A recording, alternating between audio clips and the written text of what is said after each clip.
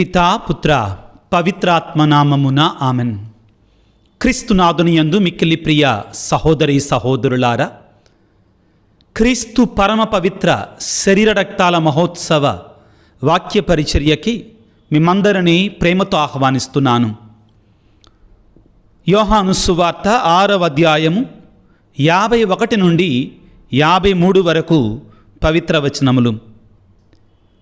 యేసు వారితో, పరలోకము నుండి దిగివచ్చిన జీవము గల ఆహారమును నేనే. ఈ ఆహారమును ఎవడేని భుజించినడల వాడు నిరంతరము జీవించును. ఈ లోకము జీవించుటకు నేను ఇచ్చు ఆహారము నా శరీరమే అని మీతో నిశ్చయముగా చెప్పుచున్నాను అనెను.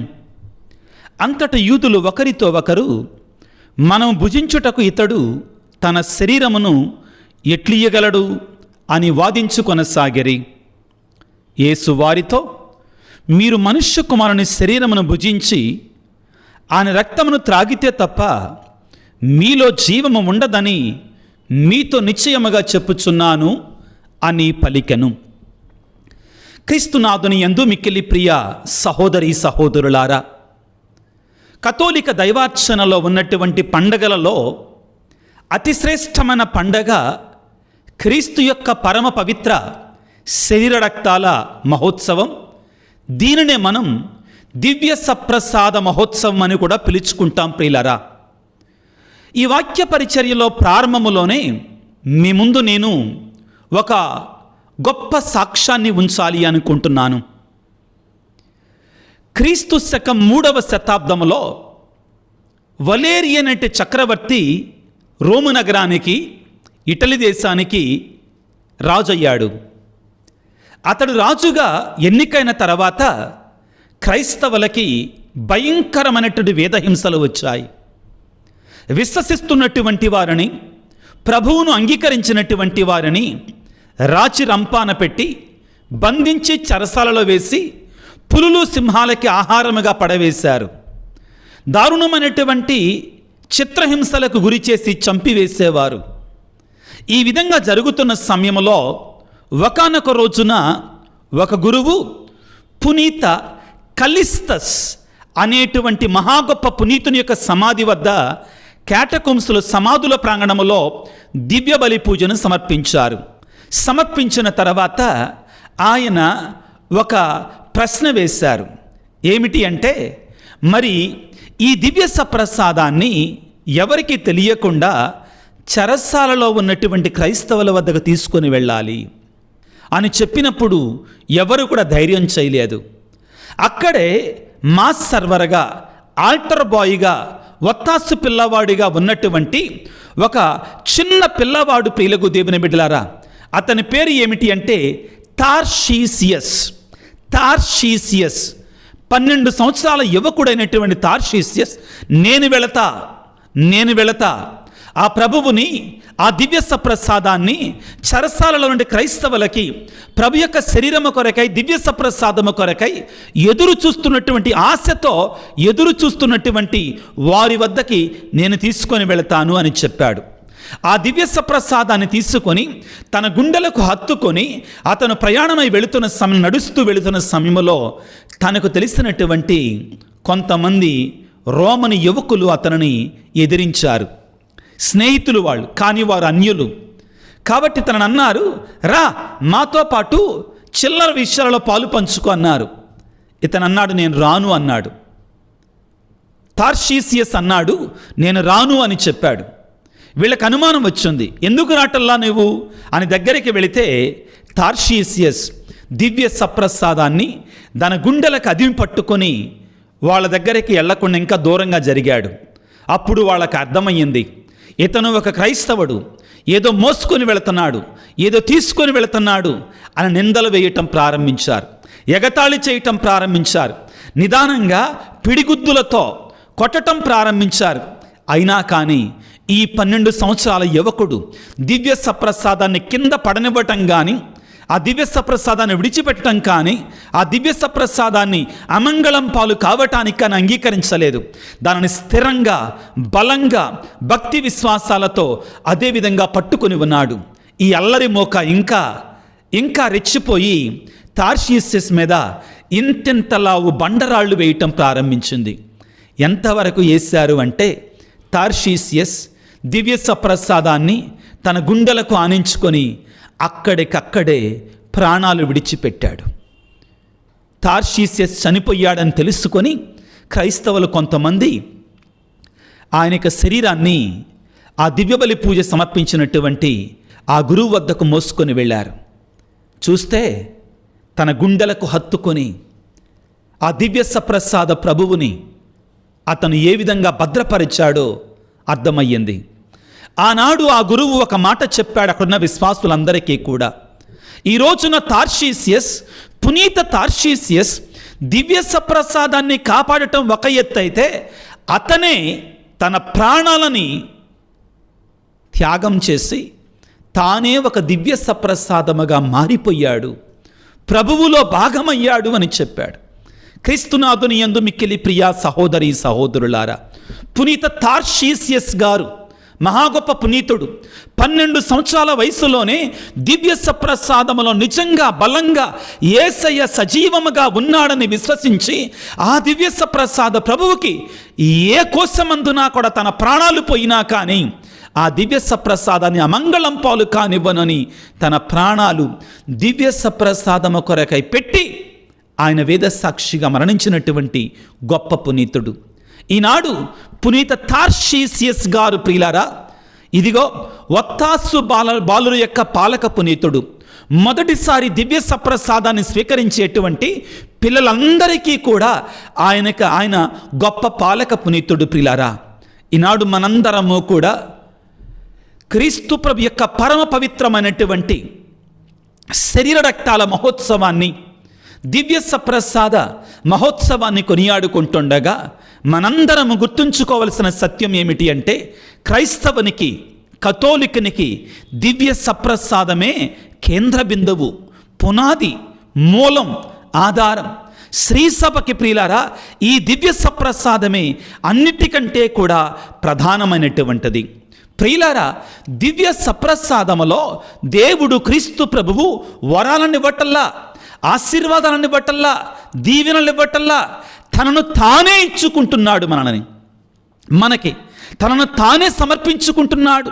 దివ్యాహారముగా, దివ్య భోజనముగా మనందరికీ ఉండటము కొరకై తననే తాను మనకి సమర్పించుకుంటున్నాడు. ప్రియులకు దేవుని బిడ్డలారా, కాబట్టి ఈ రోజున మనం చేసుకునేటువంటి ఈ దివ్య సప్రసాద మహోత్సవం ప్రియులారా, కథోలికులందరికీ కూడా ఒక కేంద్ర బిందువు, ఒక మూలము, ఒక ఆధారమైనటు పండగ అనే సత్యాన్ని మనందరం కూడా గుర్తుంచుకోవాలి. ప్రియులారా, ఇదిగో అన్ని దివ్య సంస్కారాలు కూడా దివ్య సప్రసాదానికి మార్గాన్ని సుగమం చేస్తాయి, దివ్య సప్రసాదం వద్దకు నడిపిస్తాయి.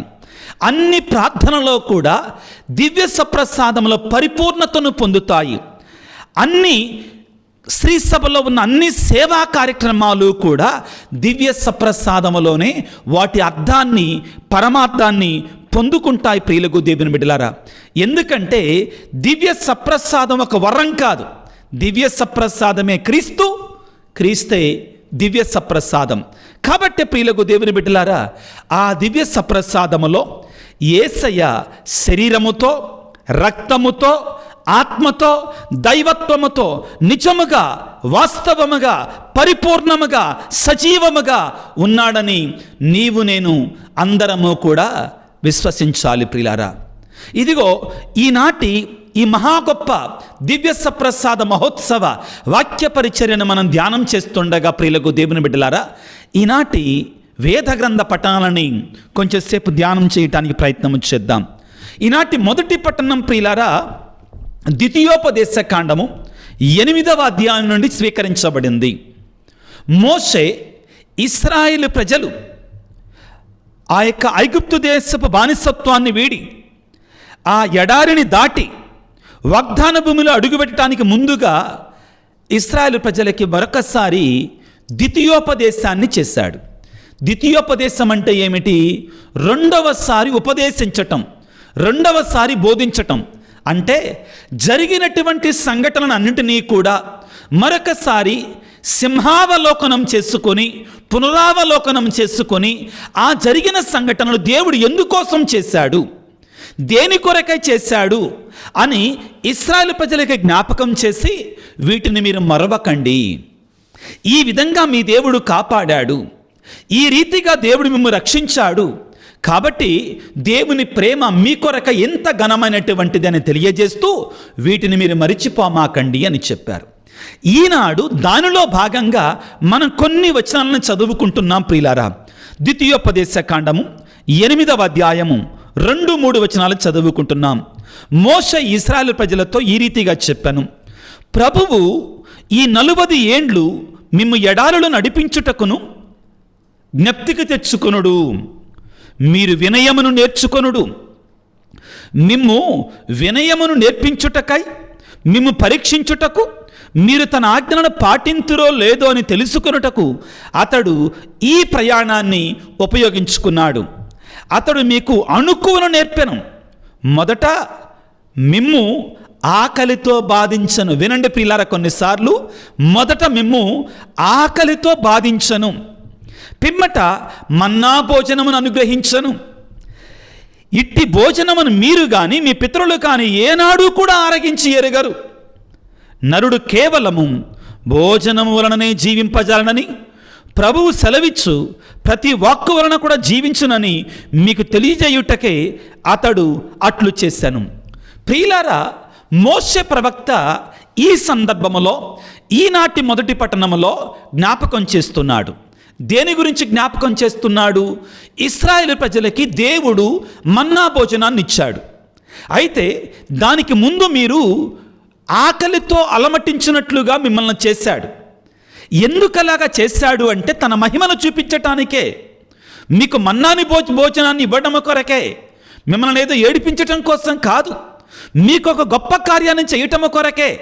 మన జీవితాలలో కూడా ప్రియులారా, దేవుడు కొన్నిసార్లు సవాళ్లు పంపిస్తాడు, శ్రమలు పంపిస్తాడు, కష్టాలు, బాధలు, నిందలు, అవమానాలు వస్తాయి, రావంటల్లా.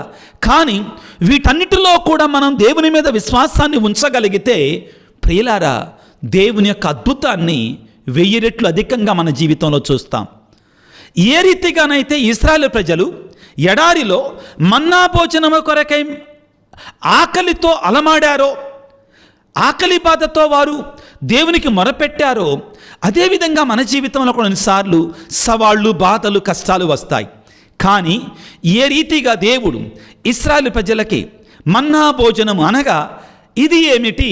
పంచభక్ష పరమాన్నాల కంటే కూడా, క్రొవ్విన కొడెదూడ మాంసము కంటే కూడా, ఆ పసందైన విందు కంటే కూడా రుచికరమైనటువంటి ఆ పరలోకము నుండే దేవుడు మన్నా భోజనాన్ని ఇచ్చాడు కదా. అద్భుత రీతిగా వారు ప్రయాణం చేసిన నాళ్ళు కూడా వారు ఆహారముతో నింపబడ్డారు కదా.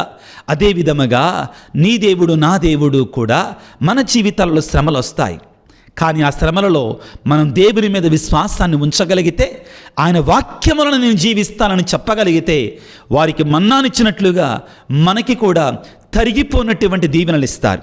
అయితే ప్రియులారా, ఈనాడు మనం గుర్తుంచుకోవాల్సింది ఏమిటి అంటే, దేవుడు ఇశ్రాయేలు ప్రజలకి ఎడారిలో ఇచ్చినట్టు మన్నా భోజనం అనేటువంటిది రానున్న కాలములో క్రీస్తు ప్రభువు సకల మానవాళికి, తనను విశ్వసించేటువంటి వారికి ప్రసాదించబోయేటువంటి దివ్య సప్రసాదానికి, తన శరీర రక్తాలకి కూడా ఒక సూచనగా మాత్రమే ఉంటుంది.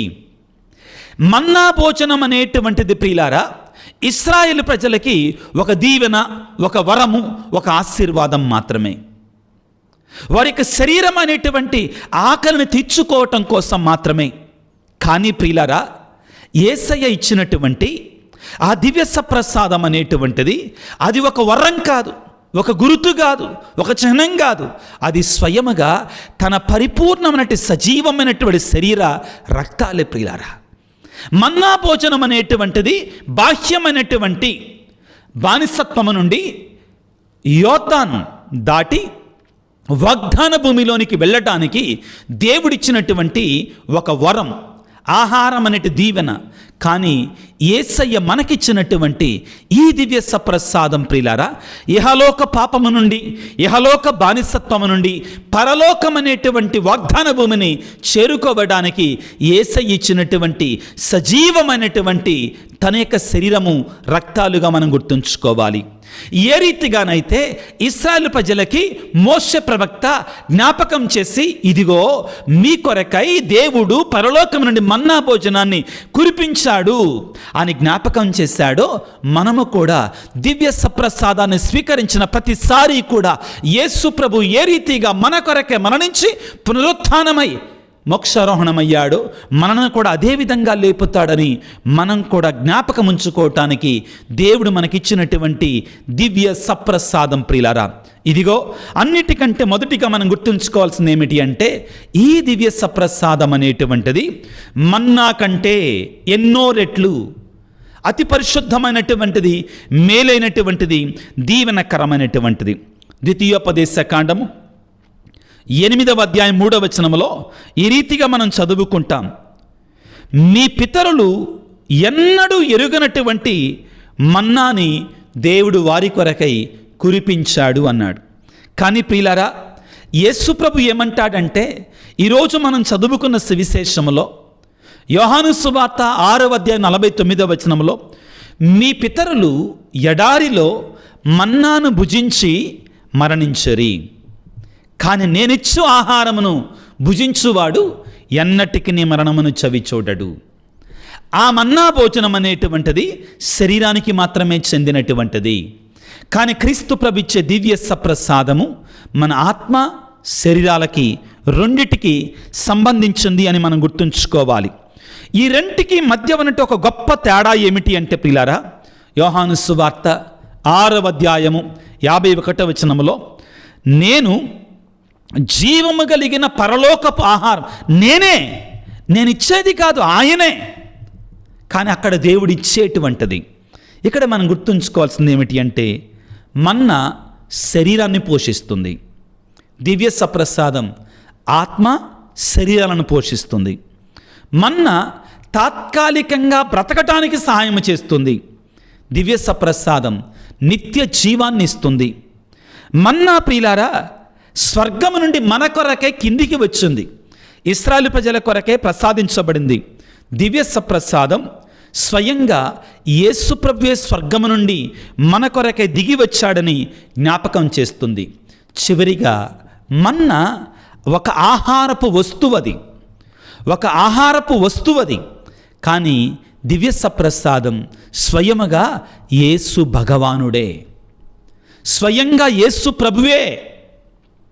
ఆయనే స్వయంగా తనను తాను అర్పించుకుంటున్నాడు. ప్రియులకు దేవుని బిడ్డలారా, ఇదిగో ఈ దివ్య సప్రసాదాన్ని స్వీకరించటం మనకి ఏమి నేర్పిస్తుంది? మనము ఆ నిత్య జీవన ఆహారము కొరకే తప్పించాలి. ఆ నిత్య జీవాన్ని ఇచ్చేటువంటి ఆ దివ్య సప్రసాదము కొరకై మనలో ఆరాటం అనేటువంటిది ఉండాలి, ఆ తపన అనేటువంటిది ఉండాలి, ఆ కోరిక అనేటువంటిది ఉండాలి. అవును ప్రియులారా, ఆ దేవుని కొరకై మనకు ఉండే తపన ఆ దివ్య సప్రసాదంపై ఉండే కోరికగా మనం మార్చాలి. ఇదిగో వాక్యం ఏమని చెప్తుంది? కీర్తన 34:8వ వచనములో, చవిచూచి తెలుసుకో మనసా, ప్రభువెంత మంచివాడో నీకు తెలుస్తుంది. ప్రభువెంత మంచివాడో చవిచూచి తెలుసుకో మనస. ఆ దివ్య సప్రసాదాన్ని స్వీకరించి, ఆ దివ్య సప్రసాదాన్ని ఆరగించి, నీవు దేవుడు ఎంత గొప్పవాడు, యేసయ్య ఎంత మహోన్నతుడు, ఎంత ప్రేమమయుడు అని మనందరం గుర్తు తెచ్చుకోవాలి. మనందరము కూడా ఆ దివ్య సప్రసాదం ఎడల శాశ్వతమైనటువంటి నిత్య జీవితాన్ని ఇచ్చేటువంటి ఆ ప్రభు శరీర రక్తాల ఎడల కోరిక కలిగి, తపన కలిగి జీవించాలి ప్రియులారా. రెండవ ముఖ్యమైన అంశం ఏమిటి అంటే, దివ్య సప్రసాదము ద్వారా మనము యేసు ప్రభువులో భాగస్థులమైపోతున్నాం. చాలా ముఖ్యమైన అంశం. నేను ప్రభు యొక్క శరీర రక్తాలను స్వీకరించటము ద్వారా నేను ప్రభువులాగా మారిపోతాను మాత్రమే కాదు, నేను మారాలి. ప్రియులకు దేవుని బిడ్డలారా, ఇదిగో ఈనాటి రెండవ పట్టణము 1 కొరింథీ పత్రిక 10వ అధ్యాయం 16వ వచనములో, మనము ఆశీర్వదించు ఆ పాత్రలోని క్రీస్తు రక్తములో మనం భాగస్థులమవుతున్నాము కదా. We become part of what we receive. పునీత అగస్తీను గారు చెప్తారు, we become part of what we receive. మనం పొందేటువంటి ఆ దివ్య సప్రసాదములో, ఆ ప్రభువులో మనము కూడా భాగస్థులమవుతాం. ప్రియులకు దేవుని బిడ్డలారా, నేను ఆయన వేరు కాదు, నేను ఆయన ఒకటైపోతున్నాం. కారణం ఏమిటి అంటే, ఆధునిక ప్రపంచంలో డాక్టర్లు అంటున్నారు, you become what you eat. నువ్వు పౌష్టిక ఆహారాన్ని, మంచి ఆహారాన్ని తింటే మంచిగా ఉంటావు. అలా కాకుండా పునుగులు, పిజ్జాలు, బర్గర్లు, అన్హెల్దీ, అనారోగ్యకరమైనటువంటి భోజనాన్ని తింటే అనారోగ్యంగానే మారిపోతావు. అప్పుడు ప్రియులారా, మనం ఏది తింటామో అలాగా మారతాం. మరి నేను ప్రతిదినము కూడా దివ్య సప్రసాదాన్ని స్వీకరిస్తే నేను ప్రభువులాగా మారాలి కదా. దివ్య సప్రసాదం మనకు నేర్పించేది ఇదే సత్యం. కాబట్టి ప్రియులారా, పౌలు గారు ఏమంటారంటే, మనము ఇక మనముగా జీవించకూడదు, క్రీస్తులాగా మారాలి. తానంటాడు కదా గలతీ పత్రికలో, ఇక జీవించినది నేను కాదు, క్రీస్తే నా యందు జీవిస్తున్నాడు. దివ్య సప్రసాదం మనకు నేర్పించే రెండవ ముఖ్యమైనటువంటి విశేషం ఏమిటి అంటే, దివ్య సప్రసాదము ద్వారా క్రీస్తు నాలోనికి వస్తున్నాడు, నన్ను తనలాగా మారుస్తున్నాడు. చాలా ముఖ్యమైన మాట అండి, చాలా భావగర్భితమైనటువంటి మాట. దివ్య సప్రసాదము ద్వారా ప్రభువు నాలోకి వస్తున్నాడు, నన్ను తనలాగా మారుస్తున్నాడు. మొదటిది, మన్నా కంటే మిన్న అయినటువంటిది. మన్నా ఇహలోక ఆహారం అయితే దివ్య సప్రసాదం పరలోకాన్ని చేర్చే ఆహారం. రెండవది ప్రియులారా, ఈ దివ్య సప్రసాదం అనేటువంటిది మనల్ని క్రీస్తులో ఒకటిగా చేసేటువంటిది. కొరింథీ పత్రికలో పౌలు గారు అంటారు కదా, మనందరము కూడా క్రీస్తు జ్ఞాన శరీరములో భాగస్థులముగా మారాలి. కారణం, మనం ఆయన యొక్క శరీర రక్తాలను స్వీకరిస్తున్నాము కాబట్టి. తరువాత ప్రియులారా, మూడవది ఏమిటి అంటే, ఈ దివ్య సప్రసాదం అనేటువంటిది సంఘాన్ని ఒకటిగా ఉంచుతుంది, సంఘాన్ని ఒకటిగా నిర్మిస్తుంది. నేను ప్రభు యొక్క దివ్య సప్రసాదాన్ని స్వీకరిస్తున్నాను, నీవు అదే ప్రభు యొక్క దివ్య సప్రసాదాన్ని స్వీకరిస్తున్నావు, మరొకరు అదే ప్రభు యొక్క దివ్య సప్రసాదాన్ని స్వీకరిస్తున్నావు. నాలో ఎవరున్నారు? క్రీస్తు ప్రభు ఉన్నాడు. నీలో ఎవరున్నారు? అదే దివ్య సప్రసాద క్రీస్తు ప్రభు నీలోనికి వెంచేసి వస్తున్నాడు. ఇంకొక వ్యక్తిలోనికి ఎవరు వస్తున్నారు? అదే దివ్య సప్రసాద ప్రభు వస్తున్నారు. మనందరిలో ఉన్నది ఎవరు? ఆ దివ్య సప్రసాద ప్రభు. కాబట్టి మనము వేరువేరు వ్యక్తులము కాదు. ఈ సంఘములో క్రీస్తు జ్ఞాన శరీరములో మనందరినీ కూడా ఈ దివ్య సప్రసాదం భాగస్థులుగా చేస్తుంది. జాగ్రత్తగా గుర్తించండి. మొదటి అంశం ఏమిటి అంటే, ఎడారిలో దేవుడు ఇశ్రాయేలు ప్రజలకు ఇచ్చినటువంటి మన్నా అనేది ఒక వరం, ఒక వస్తువు, ఆహారపు వస్తువు. కానీ క్రీస్తు ప్రభు ఇచ్చింది తనను తానే ఇచ్చుకున్నాడు, తనను తానే మనకు ఆహారముగా ఇచ్చాడు. ఇది మనకు నిత్య జీవితాన్ని ప్రసాదిస్తుంది. రెండవ అంశం ప్రియులకు దేవుని బిడ్డలారా, ఈ మన్నా, ఈ దివ్య సప్రసాదం, క్షమించండి, ఈ దివ్య సప్రసాదం నన్ను వ్యక్తిగతంగా, యాజ్ అన్ ఇండివిజువల్, వ్యక్తిగతంగా నన్ను క్రీస్తులో భాగస్థుని చేస్తుంది. పౌలు గారు చెప్పినట్లుగా, ఇక జీవించినది నేను కాదు, క్రీస్తే నాలో జీవిస్తున్నారు. మూడవది, ఇప్పుడు మనం తెలుసుకున్నటువంటిది ఏమిటి అంటే, ఈ దివ్య సప్రసాదాన్ని నేను స్వీకరిస్తున్నాను, నువ్వు స్వీకరిస్తున్నావు, ఫలానా వ్యక్తి స్వీకరిస్తున్నాడు, కథోలికులు, క్రైస్తవులు అందరము స్వీకరిస్తున్నాము. కాబట్టి మనందరము కూడా ఒకటే. ఏమిటి? మనందరము క్రీస్తు జ్ఞాన శరీరములో భాగస్థులం. క్రీస్తు అనేటి సంఘము, ఈ శ్రీసభలో భాగం. ఈ శ్రీసభను నిర్మించేది ఏమిటి? దివ్య సప్రసాదం. కాబట్టే ప్రియులారా, దివ్య సప్రసాదం శ్రీసభకి, శ్రీసభ జీవనానికి నాంది, పునాది, కేంద్ర బిందువు అని రెండవ వాటికన్ మహాసభ చెబుతుంది. ఇదిగో పునీత అగస్తీను గారు ఏమంటున్నారంటే, మీరందరూ క్రీస్తు శరీరాన్ని మాత్రమే స్వీకరించటల్లా, మీరందరూ క్రీస్తు జ్ఞాన శరీరముగా మారుతున్నారు. జాగ్రత్తగా ఆలకించండి. మీరు క్రీస్తు ప్రభు యొక్క శరీరాన్ని మాత్రమే స్వీకరించటల్లా, ఆ విధంగా స్వీకరించటం ద్వారా మీరందరూ కలిసి క్రీస్తు జ్ఞాన శరీరముగా మారుతున్నారు. కాబట్టే ప్రియులారా, సంఘాన్ని, శ్రీసభని, తల్లి శ్రీసభే క్రీస్తు ప్రభు యొక్క జ్ఞాన శరీరము మనం గుర్తుంచుకోవాలి. ఇదిగో కొరింథీయులకు రాసినటువంటి మొదటి లేఖ 10వ అధ్యాయం 17వ వచనం ఈనాడు మనం చదువుకున్న వాక్యం. ప్రియులారా, ఒకే రొట్టెను మనందరము స్వీకరిస్తున్నాము కాబట్టి అనేకులమైనా కానీ ఒకే శరీరముగా మారుతున్నాం, క్రీస్తు శరీరముగా మారుతున్నాం. అదేవిధంగా మనం చదువుకుంటే అపోస్తుల కార్యాలు 2వ అధ్యాయం 42వ వచనములో, ప్రియులారా, అపోస్తుల కార్యాలు 2వ అధ్యాయం 42వ వచనములో, ఆదిమ క్రైస్తవ సంఘములో విశ్వాసులందరూ కూడా రొట్టె విరచుట యందు ఎడతెగక ఉండిరి. వారిలో ఆ దివ్య సప్రసాదం అనేటువంటిది it was done every day. ఎడతెగక ఉన్నారు వారు. ప్రారంభంలో నేను మీకు ఒక ఉదాహరణ ఇచ్చాను. ఆ యొక్క కలిస్తస్ గారి యొక్క సమాధి వద్ద తార్షీసియస్ గారు పునీతుడు ఏ విధంగా తన ప్రాణాన్ని అర్పించాడు. ఆదిమ క్రైస్తవ సంఘాలలో, ప్రియులారా, ప్రథమ క్రైస్తవ సంఘాలలో ఆ ప్రభు యొక్క ఆ దివ్యబలి పూజని నిరతము చేసేవాళ్ళు. ఇది ఇప్పుడు ఒక రోమన్ కథోలిక శ్రీసభలో మాత్రమే జరుగుతుంది. అందరూ దారి తప్పిపోయారండి. ఏ సంఘంలో ఉంది చూడండి, ప్రతిరోజు కూడా దివ్యబలి పూజ. కొన్ని చోట్ల అయితే సంవత్సరానికి ఒక్కసారి చేస్తారు, కొన్ని చోట్ల నెలకు ఒకసారి చేస్తారు, అది కూడా ఒక తంతులాగా చేస్తారు.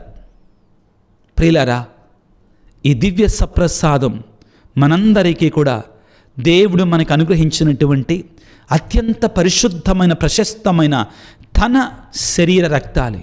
మనము కూడా దానిలో భాగస్థులముగా మారుతున్నాం అనే సత్యాన్ని గుర్తుంచుకోవాలి. ఈ దివ్య సప్రసాదం ప్రియులారా మనకి నిత్య జీవితాన్ని ప్రసాదిస్తుంది. It gives us the everlasting life. ఈనాడు మనం చదువుకున్న సువిశేషములో యోహాను సువార్త 6వ అధ్యాయం 54వ వచనములో, నా శరీరమును భుజించి నా రక్తమును పానము చేయువాడు నిత్య జీవమును పొందును.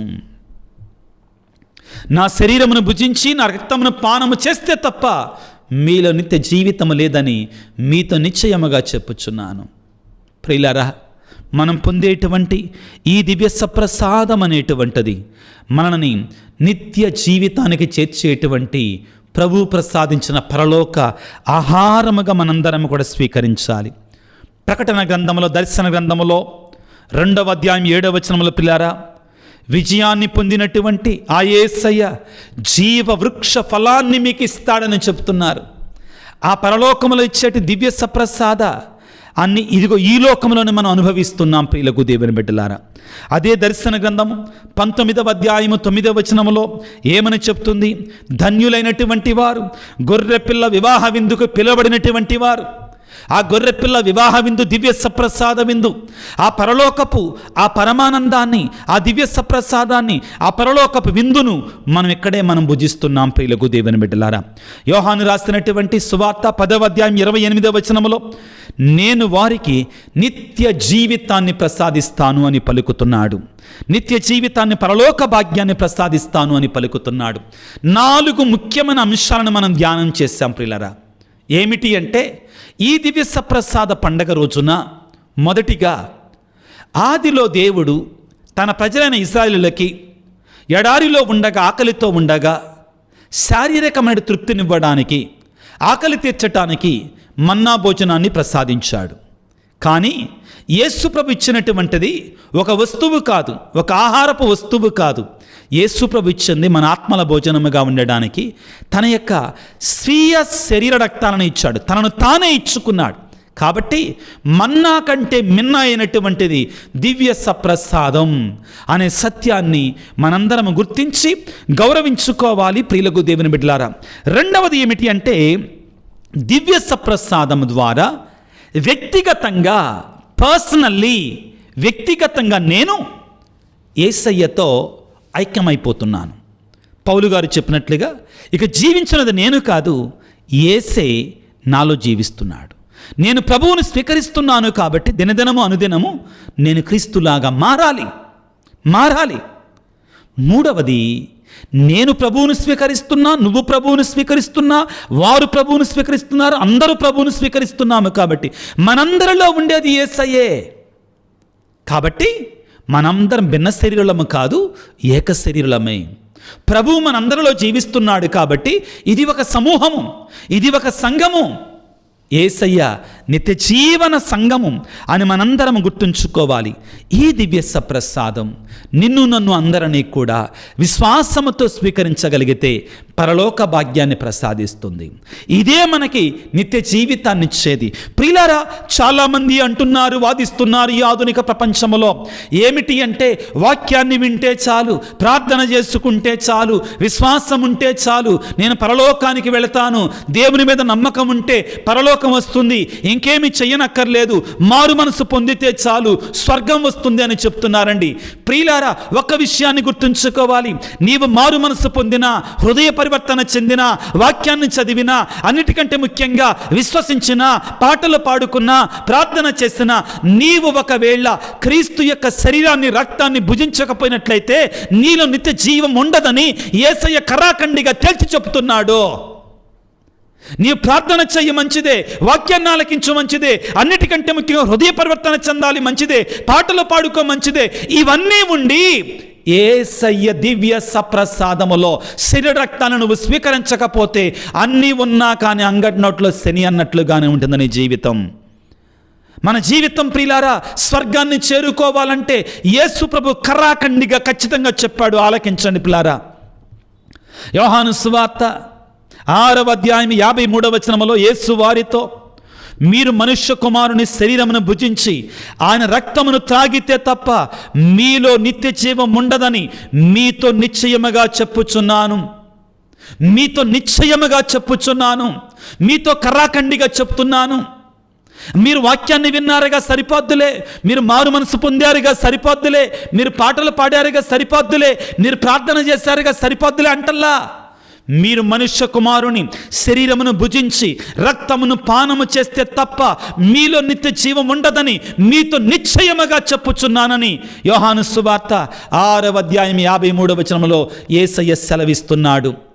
కాబట్టి ప్రియులారా, దివ్య సప్రసాదాన్ని, ప్రభు యొక్క శరీర రక్తాలని భక్తి ప్రపత్తులతో, మేన మర్యాదలతో, గౌరవంతో స్వీకరించాలి, విశ్వాసముతో స్వీకరించాలి.